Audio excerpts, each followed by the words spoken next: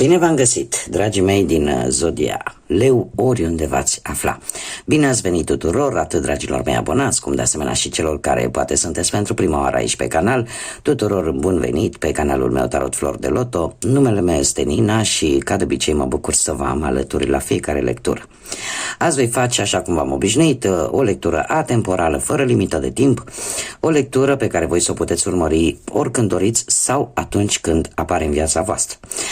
Desigur, dragii mei, un aspect important de care trebuie să țineți cont și anume faptul că voi vă construiți propriul viitor, așa că vă rog să luați decât acele mesaje care rezonează cu voi, iar restul lăsați-le să zboare în univers, pentru că sigur sunt pentru alte persoane, alte energii care într-o mai mică sau mai mare măsură au legătură cu Zodia Leu. De asemenea, dacă chiar nu veți rezona deloc cu această lectură, puteți viziona celelalte zodii care pot reprezenta pentru voi ascendentul, Luna, Venus sau oricare altă planetă importantă din cartea voastră natală. Așa că, dragii mei, toți cei care aveți Soare, Lună, Venus sau ascendentul în Zodia Leu, atunci această lectură este de asemenea și pentru voi. Și astăzi am decis să schimb un pic lucrurile și pentru a vedea care este energia voastră sau poate care este situația voastră în acest moment când voi urmăriți această lectură, m-am gândit să întreb cartea magică și să vedem ce ne spune. Așa că, dragilor, haideți să vedem care este energia, care este situația, dragilor mei din Leu, în acest moment în care urmăriți această lectură. Să vedem. Și avem spirala melcului, da? Sau e vorba de acea scoică asemănătoare cu cochilia melcului, da? Care se găsește se găsește poate și în mare și avem aici, da? Spirala melcului. Ce ne spune? Dacă așteptați un răspuns sau dacă v-ați gândit la o întrebare, se pare că răspunsul este unul pozitiv. La fel ca și melcul se mișcă încet, dar acest da pe care tu îl primești, acest răspuns pozitiv pe care tu îl primești, îți spune, de fapt îți spune că te apropii, încet, încet te apropii de ceea ce pe tine te interesează. Trebuie să ai răbdare și să te bucuri de tot acest proces, atât cât este el până când ajungi la rezultatul final. Mai pe înțelesul tuturor, este vorba despre o situație probabil pe care o traversați mulți dintre voi și în care parcă nu reușiți să vedeți totuși, cum să zic eu, rezultatul ăla final pe care voi îl așteptați. Este un îndemn de a avea răbdare, da? Și zic eu, de a vă aduce aminte de acea fabulă între iepure și melc sau între iepure și țestoasă, da? În care, indiferent cât de repede s-a mișcat iepurele, totuși cel care a câștigat a fost tot acela care a avut răbdare, care a avut înțelepciune, care este foarte importantă și este un mesaj care te îndeamnă să vezi de fapt că pașii ăștia mici sunt importanți. Da? Un lucru pozitiv care vine în viața voastră și care cumva vă dă un semn că lucrurile merg în direcția dorită de voi. Da? Și asta este cel mai important. Iar până când tot acest plan, proiect, situație, da, care vă preocupă pe voi, până când veți ajunge la punctul său final, unde voi veți reuși să obțineți ceea ce voi vă doriți, între timp bucurați-vă de fiecare zi, bucurați-vă de fiecare reușită, fie ea cât de mică, da? Asta înseamnă de fapt să vă bucurați de viață și să nu rămâneți încorsetați, prinși decât într-o respectiva problemă sau în respectiva situație, da? Adică cât durează acest parcurs, faceți-vă timp să vă și bucurați de micile alea reușite, da? Bun, haideți să vedem ce ne spune tarotul pe partea profesională pentru dragii mei din Leu în următoarea perioadă. Cum se prezintă viața profesională, munca, cariera pentru dragii mei din Leu, cărora trebuie să le mulțumesc din suflet. Sunteți minunați ca de obicei și nu am cuvinte să vă mulțumesc pentru tot sprijinul și pentru tot suportul pe care mi-l dați prin like-urile voastre, prin comentariile frumoase, prin distribuiri. Sunteți minunați, nu am alt cuvânt. Bun, haideți să vedem, dragilor. Avem magul, avem un 8 de monede, exact cam ceea ce vă spuneam. Voi e posibil să fi început de ceva vreme un anumit proiect, un anumit plan care să aibă legătură cu viața asta profesională. Și v-ați folosit toate abilitățile pe care le-ați avut, tot ceea ce știți voi să faceți mai bine, felul în care comunicați, felul în care vă folosiți puterea de convingere iară. Dar eu aș spune mai mult că v-ați folosit foarte tare abilitățile voastre, ori de adaptare, ori de... ați demonstrat, uite ce sunt eu în stare să fac. Și acest 8 de monede, de asta vă spuneam că vine în tandem cu mesajul pe care l-am văzut în Cartea Magică. Acest 8 de monede pe partea asta muncii îmi vorbește de, e adevărat, de o lentitudine, dar o lentitudine a lucrurilor într-o manieră pozitivă, da? E posibil ca unii la locul de muncă să primiți mai multe responsabilități. De ce? Pentru că s-a văzut că voi puteți. Și, dar fără nicio problemă voi le veți duce la bun sfârșit. De asemenea, unii dintre voi puteți găsi un job care să-ți pună la probă anumite abilități speciale, să fie un job care să ceară foarte multe, să fie foarte exigent, dar de asemenea fără niciun fel de problemă, indiferent care ar fi situația, sunteți atenți la detalii, sunteți atenți la ceea ce aveți de făcut și vă faceți treaba cum trebuie. Faptul că avem și steaua, asta îmi spune că pe partea asta muncii e posibil o avansare pentru unii dintre voi, da, în următoarea perioadă, sau dacă sunteți în căutarea unui job, tocmai pentru că vă folosiți toate abilitățile care le aveți într-o manieră foarte pozitivă pentru voi, veți reuși să obțineți un job foarte bun. Mergem mai departe. Haideți să vedem cu bănuții cum stă, dragii mei din Leu. Cu bănuții cum stați, dragilor? Partea financiară. Cum stă Zodia Leu pe partea financiară în următoarea perioadă? Ați avut de curând un eveniment foarte surprinzător legat de bani, dragii mei. Legat de bani.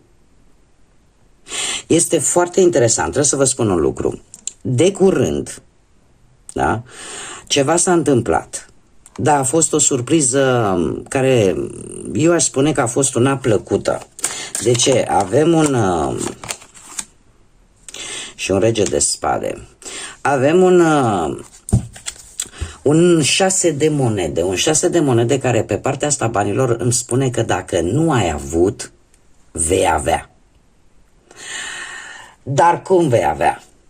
Vei avea printr-o conjunctură foarte surprinzătoare. De ce avem roata norocului, care îmi vorbește oarecum de, cum să spun eu, de karmă, de o schimbare foarte semnificativă, foarte rapidă, care probabil a venit în viața ta. Așa că unii dintre voi, eu aș spune că a fost benefică pentru voi, pentru că e posibil să fi primit niște bani, nu știu, ori niște bani la care vă luaseră gândul, ori poate ai reușit să faci acel credit care ție ți era necesar, sau niște bani care cumva au legătură cu munca ta, dar vine în urma muncii tale.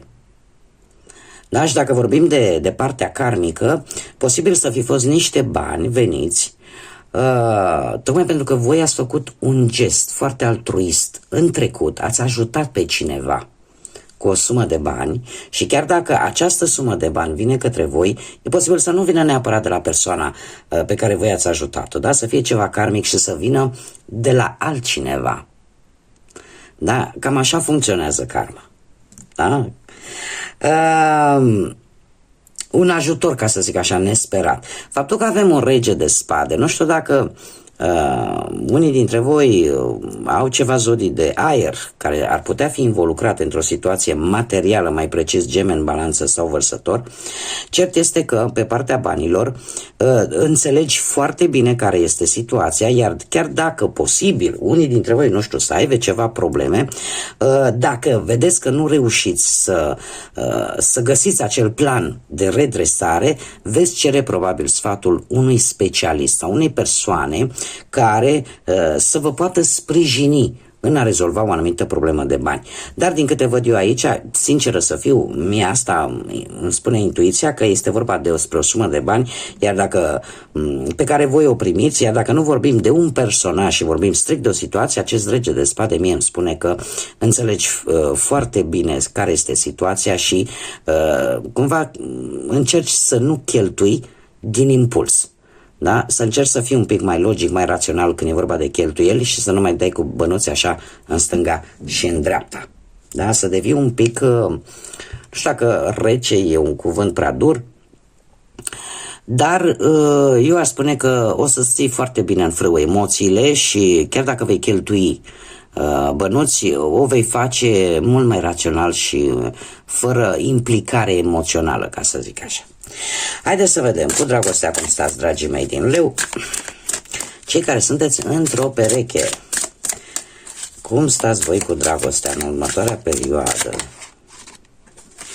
Și avem un paj de monede. Un paj de monede care îmi spune că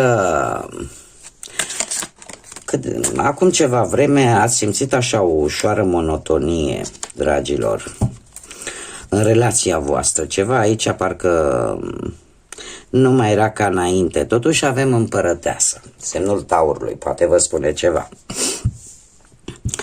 Împărăteasa care îmi vorbește despre dragoste, îmi vorbește despre iubire. Este cartea care se pare că unii dintre voi aveți așa o atracție magnetică, ori voi, ori perechea voastră. De asemenea, ne mai poate vorbi chiar pentru unii care probabil își doresc sau nu, acum depinde de situație, ne mai poate vorbi de o sarcină. Da? De aflarea poate unei vești că veți avea un nou membru în familie, poate să fie și acest lucru. Împărăteasa este renumită pentru acest fapt, da? Și îmi fac datoria să vă spun. Ce se întâmplă? Avem un 7. Avem un 7 de bâte care o să vă scoată așa un pic din toată monotonia asta și din toată nebunia asta, din prea multă liniște, da? La un moment dat când se instalează rutina într-o relație, acea relație tinde să treacă prin destul de multe discuții, probleme, nemulțumiri, da? Pentru că numai cumva acea flacără s-a diminuat, e aproape să se stingă. Monotonia este cel mai mare dușman al relațiilor. Faptul că ori primiți o veste, cum am mai spus, referitoare poate la venirea pe lumea unui copil sau, nu știu, dintr-o dată, brusc așa deveniți ori mai atractiv voi, ori persoana de lângă voi devine mai atractivă, mai senzuală, mai atrăgătoare, cert este că avem un 7 de bâte. Un 7 de bâte care îmi spune așa, că e posibil ca anumite persoane, și aici voi trebuie să acordați o mare atenție, anumite persoane din exterior, din invidie, din gelozie, Dumnezeu știe din ce, vor încerca cumva să intervină sau să destabilizeze relația voastră. Posibil să fie cineva poate de la distanță, dar sau nu, dar e posibil să aducă anumite complicații. Așa că, dar totuși voi sunteți pe o poziție de putere, da, nu sunteți, relația voastră este una, chiar dacă este în acest moment un pic mai rutinară, un pic mai monotonă, dar există conexiune între voi și nu vă veți lăsa chiar așa ușor și chiar dacă unii dintre voi aveți oarece probleme, ca să zicem așa, din cauza geloziei, cartea în sine vine și cu un sfat și anume încearcă să ai o discuție sinceră, onestă cu perechea ta, în așa fel încât să lămuriți lucrurile, pentru că e posibil anumite bârfe, anumite, cum să zic eu, lucruri să vă destabilizeze un pic, da? Să vă bage așa, cum e vorba la noi la români, ți-a băgat mortul în casă, știi? Discutați sincer cu perechea voastră, pentru că nu e ceva de netrecut, da? Pentru cei care sunteți singurei și cum am făcut-o la fiecare zodie, în această categorie intră atât persoanele care poate au trecut printr-un divorț, care poate au trecut din păcate printr-o stare de văduvie sau poate care până acum nu au reușit sub nicio formă să-și găsească jumătatea, se încadrează în această categorie, fac această specificație ca pe viitor, da? Să se știe.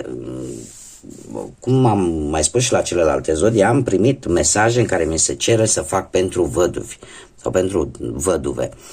Indiferent sub ce formă sunteți singuri, ați ajuns să fiți singuri, tot în această categorie, atâta timp cât nu ai pe nimeni, nu ai nicio pereche stabilă, da? Din păcate așa se numesc persoane singure sau persoane burlace, da? Asta ca să ne înțelegem. Bun, cei care sunteți singuri, avem un 3 de cupe. Dragilor, 3-ul de cupe pentru voi îmi spune că ați avut de curând posibil o reîntâlnire cu vreun fost sau cu vreo fostă și posibil ori acest personaj a încercat să vă recucerească, ori voi la rândul vostru ați încercat să o recuceriți, cel puțin, cum să zic eu, a fost așa o încercare destul de... Și mare lucru dacă această persoană nu e o persoană care are un statut material foarte bun, are bănuți. Nu știu dacă zodiile de pământ vă spun ceva, Taur, Fecioară sau Capricorn, dar cumva... Dacă nu vorbim de vreun fost sau de vreo fostă, putem vorbi de o persoană nouă pe care aveți șanse să o cunoașteți. Eu aș spune că într-un eveniment social sau puteți să o cunoașteți de asemenea, nu știu, prin intermediul rețelelor sociale. Da? Dar este cineva care are stabilitate economică, asta pot să vă spun cu siguranță.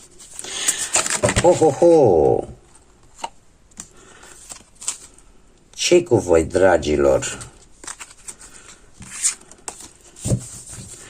Și a trebuit să-mi cadă o grămadă de cărți ca să-mi iasă judecata. Dragii mei, judecata pentru voi, arcanul major, judecata, îmi spune că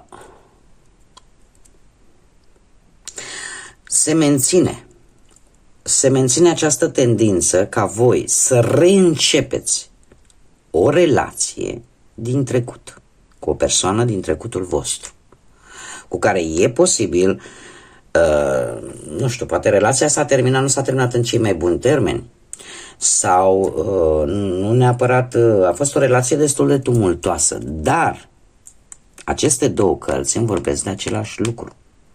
De o persoană cu care voi ați mai avut o relație și apare aici o încercare destul de sinceră de a o reîncepe din nou această relație. Asta îmi spun mie cărțile. Acum fiecare să ia în funcție de cum rezonează. Da? E posibil ca voi să aveți această sinceritate de a reîncepe relația sau poate chiar respectiva persoană. Trebuie să vă mai spun un lucru. Această persoană trăiește foarte mult prezentul. Nu este o persoană care deocamdată să se gândească foarte mult către viitor. Cumva trăiește acum și aici. Haideți să vedem copilul interior, copilul ăla din voi. Ce mesaj are pentru voi? Acel copil pe care îl ținem în sufletele noastre, indiferent câți ani am avea până când ne ducem de pe lumea asta. Un mesaj, te rog. Acest copil interior din voi, dragilor, ne vorbește de transformare. O transformare un mesaj care îmi spune în felul următor: îmbrățișează această șansă și această transformare, crește. A crește, de fapt, înseamnă a-ți deschide orizonturile, da? Sau asta te poate ajuta să crești și să vezi un pic diferit lucrurile. Acest mesaj are atât un mesaj de lumină cum și un mesaj de umbră. Cel de lumină îmi spune că e vorba de evoluție, de reînnoire și de o renaștere. Iar dacă vei rezista acestei transformări, acestei schimbări, atunci partea de umbră vine cu stagnare și cu o teamă. Acum trebuie să vă readuc aminte, dragilor, că cum știți bine, în lecturile care le-am făcut atât pentru anul 2025, tot așa pe zodii, îl găsiți pe lista Tarot 2025, da? Cât și în ultimul clip care l-am făcut pentru luna decembrie. O să vedeți acolo că influența lui Pluton în Vărsător deja începe să-și facă simțită prezența și trebuie să vă mai spun faptul că despre asta ne vorbește acest Pluton în Vărsător. Despre schimbări puternice și, după cum bine vedem, schimbări care ne afectează atât la nivel global cât și la nivel personal. Sunt lucruri care vor trebui să rămână în urmă, vor trebui să renunțăm la ele, la tot ce nu ne mai folosește și să dăm loc noului. Acum Pluton ne spune cu frumosul. Știi, uite, eu îți dau semnale, trebuie aici, uite, să schimbi ceva, acolo trebuie să schimbi, să lași ceva în urmă. Dacă cu atât ne opunem mai mult acestei schimbări, acestei transformări, cu atât ne va fi mai greu, pentru că transformarea, indiferent că vrem sau nu vrem, tot va avea loc. Da? Și asta de fapt ne spune Pluton. Indiferent că depinde de tine dacă vei trece printr-o manieră mai ușoară sau mai grea.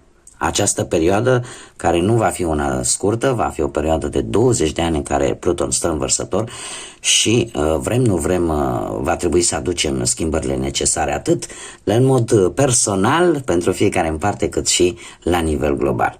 Bun, haideți să vedem încă un mesaj divin din partea păsărilor. Chiar așa se numește acest oracol. Pana divină, da? Mesaj din partea penelor divine ale păsărilor.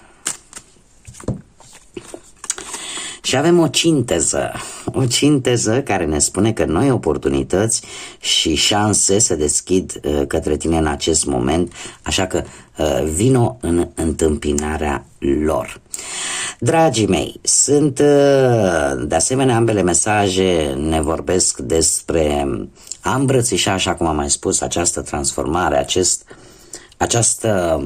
aceste schimbări care de multe ori ne iau pe nepregătite și ne obligă, vrem nu vrem, să lăsăm ce e nefolositor în urmă pentru a începe ceva nou, a începe o nouă etapă.